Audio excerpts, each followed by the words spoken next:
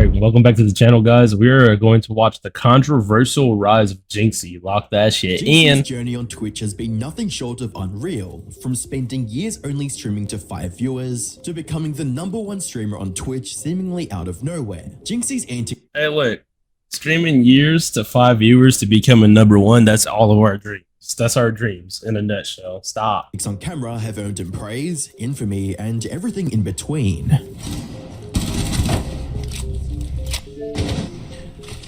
This is my world and you're just... However, Jynxzi's rapid rise to the top hasn't come without its fair share of controversy. I mean, it does make sense if you think about how he is with his personality, right? He's loud, he's obnoxious, he kicks his computer over. But he's doing things that are very clippable. Like, he's making very clippable and farmable moments that other people are gonna like watch in passing on YouTube Shorts or TikTok, and they're gonna enjoy that shit. They're gonna be like, what's going on here? I'm getting called a view botter. Stick around, I'll get into that, you fucking idiot! 15K bots. Chat, yes bro, I'm literally getting called a view botter, dude. I'm not even... Accusations of viewbotting, stimulant use on stream, and being an iShow speed clone have all been leveled against Jynxzi. Okay, I'm not gonna hold. I ain't never thought about the iShow speed clone, but he does have iShow speed vibes. But they have a very, very different complexion. Because Speed is high octane and breaks this shit and does all that shit all the time on his streams. So I mean, they might be onto something. But are these claims valid? And if not, how on earth did he manage to dominate the streaming world so quickly? Hi, I'm the Internet Anarchist. I create weekly YouTube documentaries, and today we'll be uncovering the controversial rise of a modern streaming legend, baby. Jynxzi, a streamer that seemingly defied all logic to climb the ranks on Twitch, even while playing a quote dead game. Jynxzi, real name Nicholas Stewart, began his Twitch journey around January 2019 under the username I Sweat Games, where he would play his favorite video game. I Sweat Games, I Show Speed.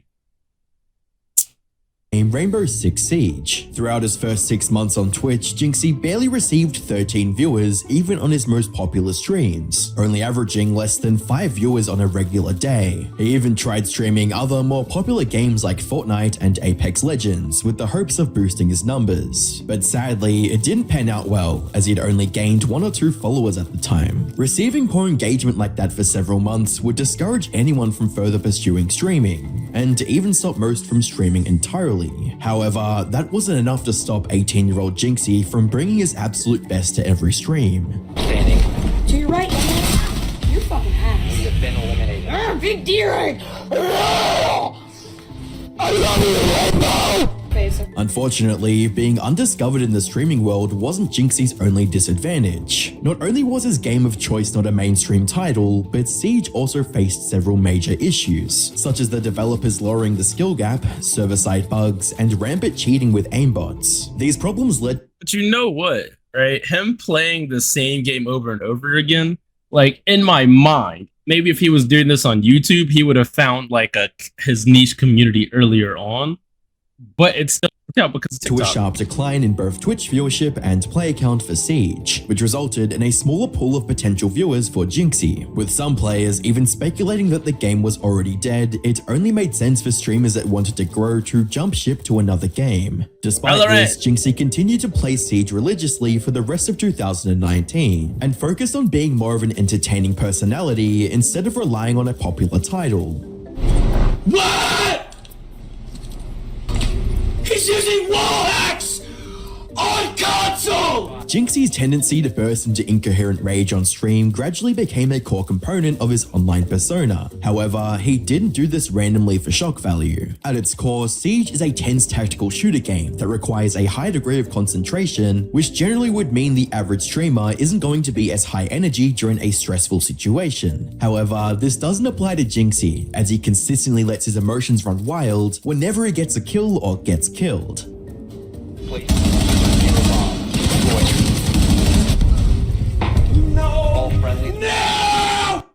But now, the more that I'm watching this, I really am getting iShow Speed vibes, bro. I'm not gonna lie to you. I'm getting iShow Speed vibes. 100%, 100%, 100%. No! Couple this with the fact that Jynxzi had been playing the game for over 2 years before joining Twitch, meant that viewers would be entertained regardless of how a round ended. bodied. Oh my goodness. Where are you going? Using a bomb.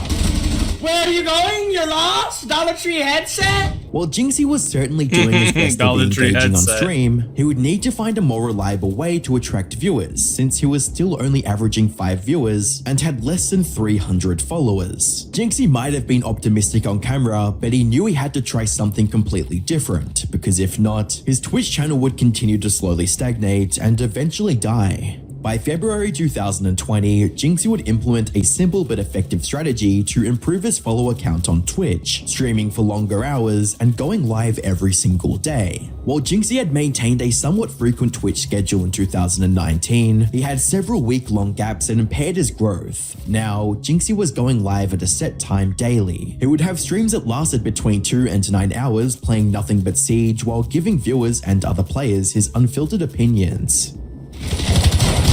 Yeah. Yeah. Woo! He's 70 HP after that? Okay, this guy just absorbed fucking shotgun to the nostril and he's like 70 HP. At first, his new strategy only yielded marginal results, but as the weeks turned to months, Jynxzi's follower count went from 300 to 3,000. By the 30th Damn. of August 2020, Jynxzi would triple that figure and surpass 12,000 followers with an average viewership of 150 live viewers. By being active for so long, Jynxzi I guess consistency is really key, bro, because geez, being a Twitch streamer is difficult. Being a content creator is difficult in He general. had trained his viewers to tune in as frequently as possible to see more rage-fueled gameplay. Smaller creators are often advised to stream or upload consistently, which is a good rule to abide by. However, that's only half of the equation. In Jynxzi's case, he was building an audience by improving not just the frequency of his streams, but their length and quality. Interestingly, Jynxzi would use the second half of the year to experiment with other avenues to grow his viewer base. A move that TikTok! would change his career forever. He got On on the TikTok 15th of and boom, September bro. 2020, Jynxzi uploaded his first known YouTube video, Jynxzi Rage Compilation 1, which introduced his bizarre freakouts to a brand new audience. Just got wallbang. Okay, I need to, Chad, I'm sorry, I need to lock in. That is terrible. Repurposed rage clips weren't the only thing that Jynxzi uploaded, as he created various gameplay tutorials and 1v1s with fans and fellow Siege players. Jynxzi versus E2, man. I don't know why so many So see, he was really locked in on the grind. So like he'd been doing it for years. People always make it seem like you like pop up and success just happens overnight. It takes time, bro. people want It to see takes this. time. So like, yeah, if you guys want to support the stream, consider subscribing. Cronky, thank you the Prime sub. Bro, I wish my face cam was working, but so basically, this kid man Zoph, basically, I got like literally hundreds of requests to 1v1 him. I don't know why. Like in one stream, I had hundreds of people request for this. So I'm all about giving the people what the people want. Around this time, Jynxzi created a TikTok account where he posted similar rage clips to what was on his YouTube channel. Although his first account was taken down for unknown reasons, it was around long enough to allow Jynxzi to reap the benefits of short-form content and establish a dedicated fan base on the platform. This is the official TikTok of Jynxzi. My old one got taken down at 200,000 followers, so make sure you drop a follow on here for daily videos. A detail that may seem inconsequential but becomes important later was that Jynxzi played exclusively on console, specifically Xbox. Since Siege is a cross-platform shooter, players who want to get an edge like pros and content creators generally gravitate to a mouse and keyboard, even if they're playing on a console. This meant that casual or intermediate players who couldn't use keyboards had almost no options regarding tutorials or reaching a higher level. However, Jynxzi didn't follow that trend since he played with a controller for years. This aspect of Jynxzi's brand became immensely appealing as new viewers associated him with a stereotypical sweaty console player. He had identified an underserved market of console players and gave them exactly what they wanted. For the rest of 2000, It's like really dope though, seeing the stuff like this, like seeing people's journey to the success that they achieved. 2020 and 2021, the positives of Jynxzi's consistent posting schedule became even more apparent as his Twitch page reached over 200,000 followers, while averaging almost 500 viewers on each stream. Special events like his birthday marathon stream easily doubled that figure. Direct interactions with his viewer base was also on the rise, as Jynxzi would host 1v1s and ranked matches, as well as encouraging people to repost clips of his stream highlights.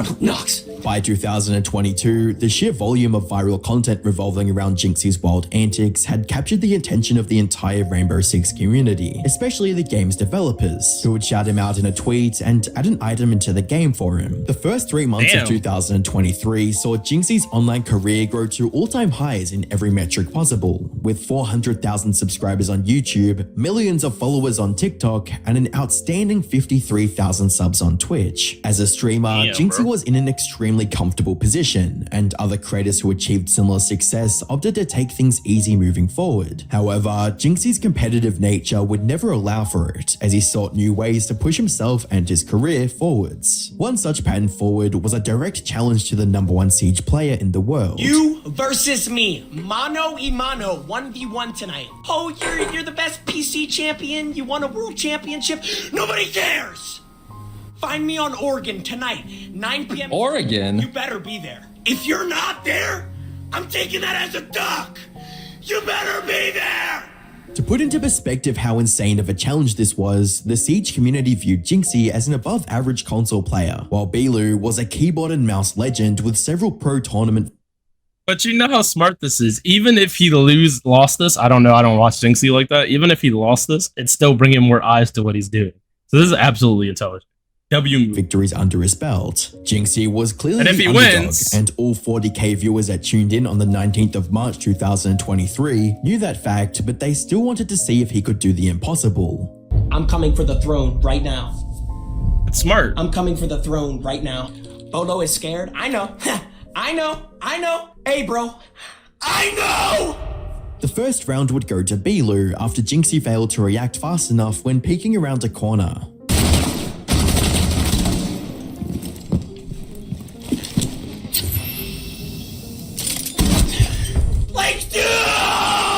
However, Jynxzi made a striking comeback following a perfectly timed bomb detonation. He's big window. He's gotta be. That's clean, bro. Mission successful. Rounds 3 to 11. It's just fun because Jynxzi knows the game, but clearly the pro is gonna be better. And that's how you would think, like the professional's gonna just be better. But let's see how it goes. I'm locked in on the story and now. would see the pair trading blows, but never allowing the other to get ahead by more than one win, as the victor of each round was decided in mere milliseconds.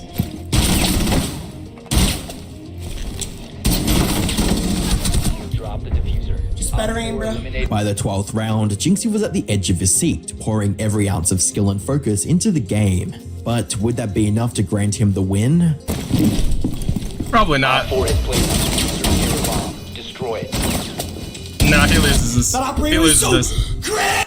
I was about to say, even if you were close, like I just don't see you winning against professional. Like it's like saying, like I hoop, and now I'm gonna go play LeBron 1v1.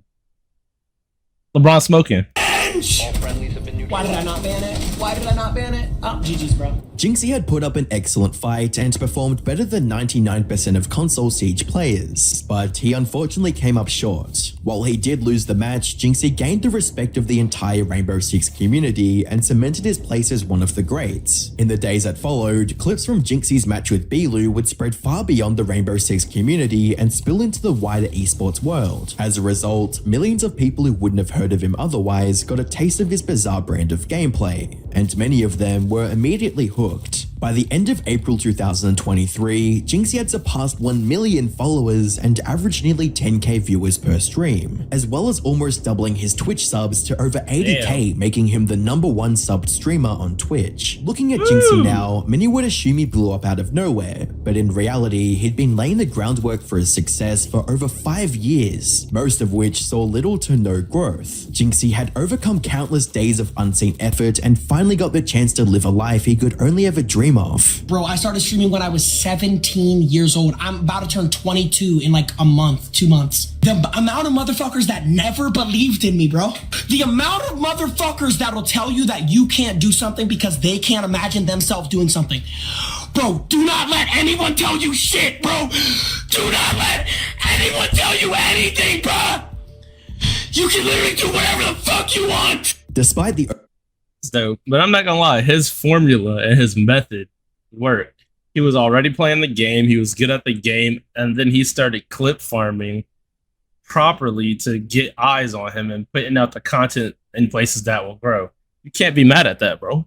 You can't be mad at that. Overwhelming success, Can't be mad at it. Jynxzi didn't get lazy as he continued to stream and post daily for the rest of 2023, achieving millions of followers on TikTok, YouTube, and Twitch. Jynxzi, being the largest Siege creator, naturally made him the face of the game. However, that recognition came with a few drawbacks. At the start of 2024, various members of the Siege community would accuse him of promoting toxicity, as many of his younger viewers emulated his less than admirable traits, with posts reading, "Took a couple months off from playing, and so far, the Jynxzi clones are the worst thing to happen." I'm gonna be honest with you. Yeah, that's gonna be a thing on the internet. Yeah, you're entertaining, you're going crazy. Everyone's gonna act exactly how you're acting. So yeah, that's not gonna be fun to play with. When I came back, I started seeing a bunch of people with Jynxzi-esque names, and they always have the worst attitudes and are super unhelpful to the team, as well as Jynxzi ruined Siege. Yes, he pretty much single-handedly revived the game, but now it's basically unplayable. Then there were accusations of Jynxzi being an iShow Speed clone. I look like Steve. It's just this like new. Yo, what is this? Yo. What is this shit? But the thing is, I'm gonna ask y'all to let me know in the comments. Do y'all think if you had him and Speed together in the same room, don't they kind of seem like they have the same vibe? The yelling, the screaming, the breaking shit, it is fairly similar. So People I don't call know. me a Speed clone, bro. I Let me am know what y'all think, nothing bro. like Speed, bro. I am literally nothing like Speed. Oh wow, we both yell. Shut the fuck up! But this wasn't the only instance of Jynxzi's success being called into question, as Train Like, I don't think y'all should call his success into question. He made it. He did his thing for 5 years. He got there. So that's unquestionable. But if you want to say like he reminds you of this person or that person, fine. If he made a game more toxic, we could agree on that. But he's successful, bro. It is what it is. Rec would allude to him using bots to boost his viewership. Who would you say is like the number one botter, like that gets away with botting OD? Like niggas just bots. Here's what I can say. Of the top 100 on Twitch, 75 are botting. Who's the number one botter though? I know who you guys want me to say, but that's not the number one botter. The number one botter is on Twitch that are botting massively and making a lot of money from it. And by massively, is this more than 20,000, 50,000? How big are we talking? I'd say minimum between 10 and 20,000 bots. While there's no definitive way to prove these accusations as true or false, looking back on Jynxzi's path to fame, he was motivated more by the sheer joy of being a creator rather than the potential success that came along with it. I feel like most people, especially nowadays, when they get into streaming or YouTube or anything, their first goal is to make money on it, but you did it because you were passionate about it, and that's how every great thing starts. But like the idea of just like I didn't want to be like obviously like rich from gaming. It was just like, dude, if I could make $1,000 a month streaming, bro, when I got my first Twitch check, I was like, bro, let's go. Currently, Jynxzi still keeps to his daily streams, but has branched out into other endeavors like the Jynxzi podcast, which features several large streamers and YouTubers. In spite of the simple formula behind his content, Jynxzi still tries to find fresh ways to keep things new. And with his over-the-top personality, it's unlikely he'll ever stop doing that. While there are many aspects to the strategy that got Jynxzi to where he is now, his journey was fueled by genuine excitement, enthusiasm, and a passion for what he was creating. It would have been impossible for Jynxzi to be so hyper on stream for several hours across multiple weeks if he didn't love what he was doing. It was Jynxzi's love for his craft that pushed him to go live daily to only 5 viewers. That or some strong ass crinat. I'm just playing. And it was that same love that kept him from becoming complacent when he reached the top of Twitch. Even now, he still strives to be the greatest version of himself. And no other point illustrates this better than winning his rematch against Siege's #1 player. So he won the match. Okay. He's logged in. Okay.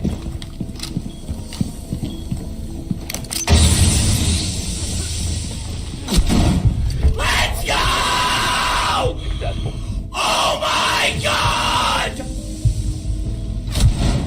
Viewers can subconsciously notice when a creator doesn't genuinely care about what they create, and it manifests in low engagement and negative feedback. However, once the audience knows you care about your content, they start to care too, and over time, that's what builds a loyal fan base. There's no guarantee that Jynxzi will continue the path he's on, but for now, That's a W video. I don't know. They like the title "Controversial Rise." I don't know if we could call it controversial. There's a lot of streamers that yell and scream and do that shit. That's just some people's personalities. And there's other streamers who just want to get on the game, chat with chat, watch some shit, yap they lips, you know.